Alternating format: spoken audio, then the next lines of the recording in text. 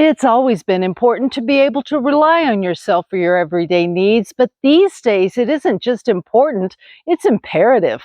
If you are relying on the grocery store to provide your food needs each week, what if the shelves were bare again like they were a couple of years ago?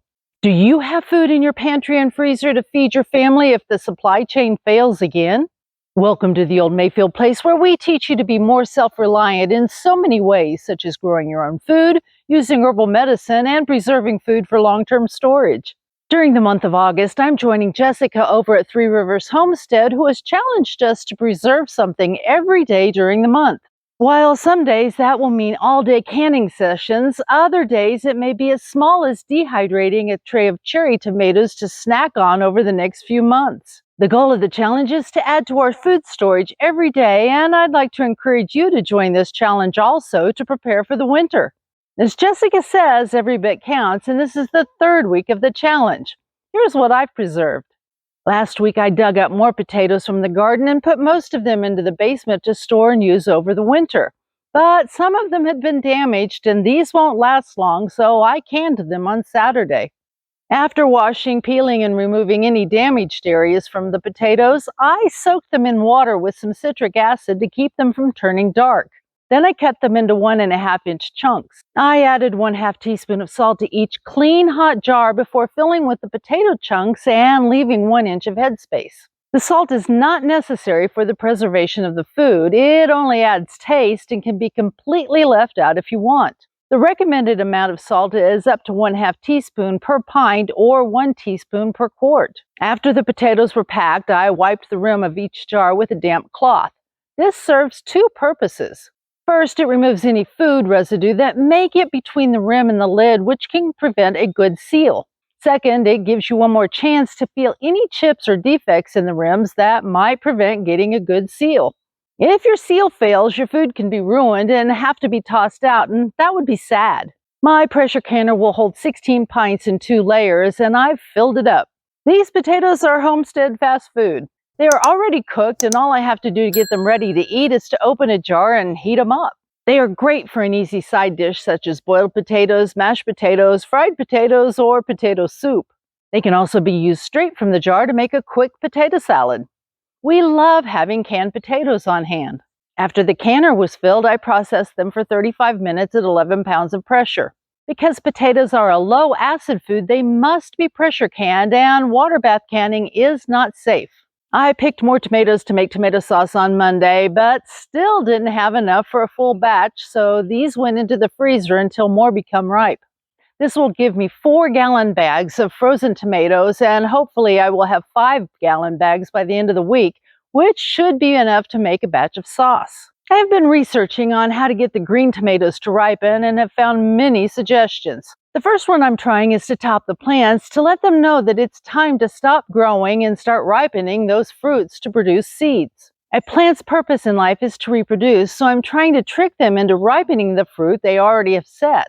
My Berry's crazy cherry tomatoes have a plethora of ripe fruit, and we have eaten our weight in them as snacks over the summer. These are my favorite tomatoes. While I've never done it myself, I've seen others dehydrate cherry tomatoes cut in half to be stored for snacks. So after picking a large bowl of these wonderful tomatoes, I washed them and cut them in half to fill 1 dehydrator tray. I also lightly sprinkled them with salt before putting them into the dehydrator at 125 degrees Fahrenheit. 36 hours later, they were dry, and I put them into a glass jar to condition them before they go into long-term storage. I will say that these are not my favorite way to eat tomatoes, so I probably won't be making them again. Have you ever made dehydrated cherry tomatoes? Do you like them? Let me know if there's a better way to do it than I did. Tuesday was our first chicken harvest day of the year. We processed 10 chickens, and it took us about 3 hours, including setup time. This year we did an experiment that I consider a failure, but the farmer says it wasn't a failure because we learned what we don't want to do in the future. We have always purchased 50 or so chicks from a hatchery and raised them for about 12 weeks before sending them to freezer camp. This has worked great. We get quality meat that we know exactly how they have been fed and treated, but I wanted to be even more self-reliant, so we kept back a rooster and 4 hens to use as breeding stock this spring. Well, it turns out that meat birds aren't the best layers, and we had difficulty gathering enough eggs within 7 days to fill the incubator. We ran 3 sets of eggs through the incubator and hatched out a total of 28 birds, only half the birds we usually raise. Of these birds, we lost 4 because of various reasons and ended up with 24 chickens to process. We processed 6 birds from the first hatch and the original rooster and 3 hens for a total of 10 birds. Next year, we'll be buying chicks again. As the farmer said, it wasn't a failed experiment, it was a learning experience. After letting the birds sit on ice overnight, we packaged 6 whole birds for the freezer the next day. These shrink wrap bags are exceptional for keeping birds safe from freezer burn.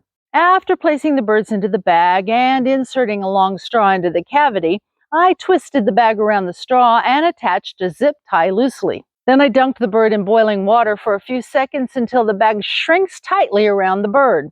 The straw allows the air to escape so the bag can protect the bird from freezer burn. All I have to do is remove the straw and pull the zip tie tight. These bags are great. As I stated before, we processed the rooster and hens we had kept from the last year because I have given up on the idea of hatching our own meat chicks in the future. These birds were over a year old, and now I know where the phrase tough old bird comes from. Even their skin was tough, so I removed the breast meat from these 4 birds to can. We really like canned meat for the same reason we like canned potatoes. Homestead fast food. It is so convenient to open a jar of canned chicken and add some homemade noodles for a quick supper. The farmer, who is the real cook in this family, makes delicious chicken patties with the canned meat in less than 30 minutes. After removing the breasts, the rest of the chickens went into large pots along with onions, celery, carrots, and garlic to make chicken stock. I let this simmer for about 24 hours before canning it. Friday morning, I picked some more tomatoes to put into the freezer. That afternoon, I strained out the vegetables and the meat from the stock pots and put the broth into the refrigerator to set overnight. This allows the fat to come to the top and solidify so I can skim it off before canning the chicken stock tomorrow. And the boiled chicken that I removed from the stock will be used as dog food for our spoiled but well-loved Tucker. He doesn't complain a bit. Saturday morning, I got up early to remove the fat from the broth and get the broth into quart jars to start the canning process. We use chicken broth to make soups and stews throughout the winter. It's also delicious just to drink if you want a light meal or are feeling a bit under the weather. I filled 7 jars to put into the pressure can and processed them for 25 minutes. Again, this is a low-acid food and must be pressure canned to ensure its safety. After the pressure came off naturally, I transferred the jars to a towel on the kitchen counter, then filled and processed 7 more jars. We will be making good use of these over the next few months. So from 10 chickens, I get 6 whole chickens into the freezer, 5 pints of canned breast meat, 14 quarts of chicken stock, and 4 quarts of chicken meat for the dog. I think that's definitely a win. And we still have another 18 birds to process in the next few weeks as they get big enough. Thanks for stopping by the Old Mayfield place today. Stay healthy, learn to be more self-reliant, and have a blessed week.